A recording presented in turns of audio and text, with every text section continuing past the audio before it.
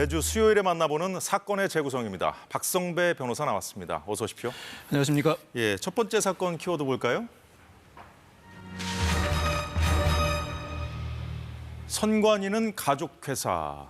감사원이 선거관리위원회 직원들의 자녀 특혜 채용 감사 결과를 발표했는데요. 감사원 발표 잠시 보고 시작하겠습니다. 선관위 고위직부터 중간 간부에 이르기까지 본인의 자녀 채용을 청탁하는 행위가 빈번하였고, 선거철 경력 경쟁 채용을 직원 자녀들이 손쉽게 국가 공무원으로 입직할 수 있는 통로로 이용하고 있었습니다. 예, 선관위가 직원 채용을 직원들의 자녀들을 공무원으로 만드는 통로로 이용하고 있었다. 충격적인 내용인데, 자, 그래서 선관위 내부에서는 선관위를 가족회사라고 부르는 경우도 있었다고 밝혔는데, 감사원이 판도라의 상자를 연 걸까요? 어떻게 감사를 시작하게 된 겁니까? 지난해 5월에 이 선관위 고위직 자녀 특혜 채용 의혹이 제기되면서 국민적 비판이 쏟아졌습니다. 사무총장과 사무차장이 사퇴하기까지 했는데, 감사원이 감사 계획을 발표했지만 선관위는 헌법상 독립된 기관인 만큼 감사원의 직무 감찰을 받을 수 없다는 입장을 밝혔습니다. 그렇지만 국민적 비판이 상당히 팽배해지자 일부 직무 감찰을 받아들이고, 이와 관련된 법적 쟁점을 정리하기 위해서 권한쟁의 심판을 청구한 바 있습니다. 이후에 감사원이 감사를 진행한 결과 드디어 어제 일부 감사 결과를 발표하기에 이르렀습니다. 예, 일부 감사 결과라고 하셨는데 어제 발표한 게 중간 감사 결과. 그렇습니다. 그렇죠. 자, 2013년부터 지난 10년 동안 경력 채용 과정을 전수조사한 결과인데, 감사원이 감사하고 보니까 이런 기관은 처음 본다, 이런 말까지 했어요. 네네. 혀를 내둘렀을 정도의 그 채용 비리, 얼마나 만연했던 겁니까? 감사원 감사 결과 발표에 따르면 선관위 고위직이라고 할 수 있는 사무총장, 사무차장, 상임위원뿐만 아니라 중간 간부까지 채용 청탁이 빈번했고, 이 선거철 경력 채용, 이른바 경채를 통해서 직원 자녀들이 손쉽게 국가 공무원으로 임용돼 왔다고 발표했습니다. 이 경채는 지방 공무원을 국가 공무원으로 채용하는 절차를 일컫는데, 수시로 선거철마다 채용하다 보니 이 경채를 통해서 지방 공무원을 국가 공무원으로 채용하는 절차가 상당히 빈번하게 이루어졌다는 의미입니다. 특히 지난 10년간 전수조사를 해봤더니 채용 전부에서 규정 위반이 확인됐고, 규정 위반은 1,200건이 넘었다고 합니다. 이에 따라서 선관위 전현직 직원 자녀 중에서 12명이 부정합격 의심자로 분류됐습니다. 예, 감사원이 감사 결과를 발표하면서 김세환 전 선관위 사무총장, 화면에도 나왔습니다만, 아들 채용 비리를 감사하다가 선관위 직원들이 김 전 총장 아들을 세자라고 불렀던 사실도 이제 드러났어요. 지금 시대에 이런 조직이 다 있네요. 지난 2019년 중앙선관위가 인천선관위에 6급 이하 직원 수가 정원을 초과한다고 발표했습니다. 그런데 어찌된 일인지 같은 해에 인천선관위 산하의 강화군 선발위 선발 인원을 한 명 더 늘립니다. 그리고 그 다음 해에 김세환 전 사무총장의 아들이 채용되기에 이르는데, 사실 강화군 선관위는 내부 규정상 격오지로 분류됩니다. 이에 따라서 선발할 때 5년 동안 다른 지역으로 전출할 수 없다는 조건을 붙이기 마련인데, 당시 채용에서는 이런 조건도 붙이지 않았다고 합니다. 또 당시 서류 전형 시에 김 씨와 조건이 부합하게 8급 35세 이하 인천 출퇴근 가능자를 뽑으라는 기준도 생겼다고 하고, 무엇보다도 면접 과정에서 김 전 총장의 동료였던 선관위 내부위원 3명이 면접위원으로 들어왔고, 그중 2명이 김 씨에게 만점을 줬다고 합니다. 이 조사 과정에서 이 선관위 직원들 내부에서 그 메신저로 이 김 씨를 일컬어 세자라고 지칭하는 모습도 포착됐습니다.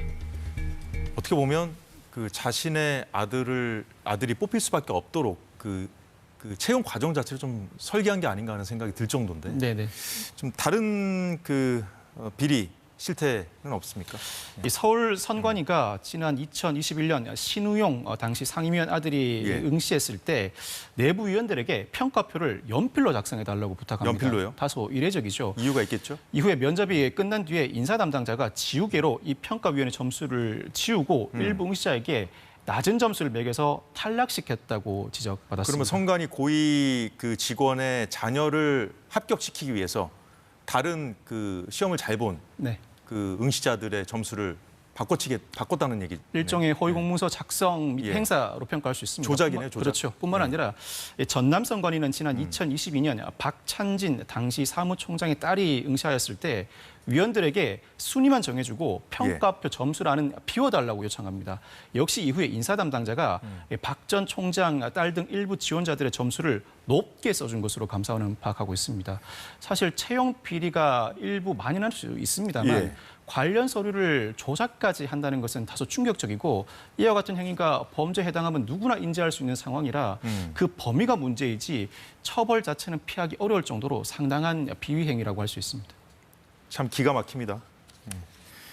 선관위가 감사원 감사 안 받겠다고 반대했던 이유를 알겠는데요. 선관위 직원들이 선관위를 내 식구 일자리를 주기 위한 도구로 썼다고 해도 과언이 아닐 정도 같아요. 네네. 예. 자, 그런 이면에는 지금 말씀하셨다시피 성실히 공부해서 합격한 다른 지원자들의 억울한 탈락이 있었던 거잖아요. 그렇습니다. 지난 2018년에는 송봉섭 전 사무처장 딸 채용 시에 이 딸 한 명만을 대상으로 예. 비다수인 경쟁 채용 방식이 동원됩니다.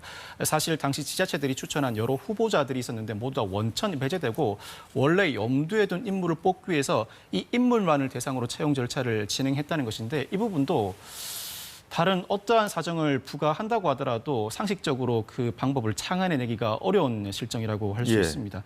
선관위는 중앙뿐만 아니라 시도별, 시군구 조직까지 넓게 퍼져 있죠. 그런데 국가직 공무원이지만 채용은 지역 단위에서 이루어집니다. 지역 선관위에는 통상 6명에서 9명 정도 소수의 직원만 근무하고 연고를 공통으로 하고 있는 소수의 직원만 근무하다 보니 온정주의로 흐를 수밖에 없는 난점이 예. 있다고 합니다.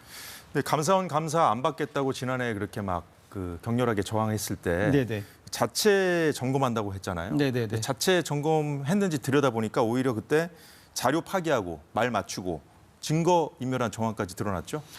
당시 선관위가 자체 특별 감사를 진행했는데 이 서울 선관위 인사 담당자가 수사 의뢰된 바가 있습니다. 그러자 이 인사 담당자가 면접 시험 제공 서류를 갈아버리라고 지시한 정황이 포착됐습니다. 즉 증거 인멸 교사 행위가 문제되는 사안인데 이뿐만 아니라 송봉섭 전 사무처장은 국회 허위의 답변서를 6회 제출한 것으로 감사 결과 드러났습니다. 이에 따라서 감사원 신속한 수사 착수가 필요하다고 보고 선관위 전현직 직원 중 총 27명을 검찰에 수사 요청했습니다. 이번 채용 비리뿐만 아니라 감사원 감사를 통해서 그 외부의 어떠한 감시도 받지 않으면서 이제 권력을 누려온 이 선관위 내부의 복무 기강이 엉망이었던 사실도 드러났죠. 예를 하나 들자면 한 시선관위 사무국장이 진단서 한 건으로 여러 차례 병가를 내는 방법으로 8년간 100일 넘게 병가를 내거나 무단 결근을 한 사실이 있는데 무엇보다 자기가 낸 병가를 사무국장인 자신이 스스로 결제해왔습니다. 이와 같은 방식으로 무단 결근해서 70차례에 걸쳐서 170일 넘게 해외여행을 다닌 사실이 적발된 것입니다. 뿐만 아니라 선관위는 이 4, 5급 공무원이 배치되어야 하는 자리에 3급 공무원을 배치하는 방식으로 3급 이상 고위직을 정원의 40% 넘게 두기도 했습니다. 그렇군요. 예. 이런 기관에 선거 관리를 맡겨도 될지 의문이 들 정도입니다.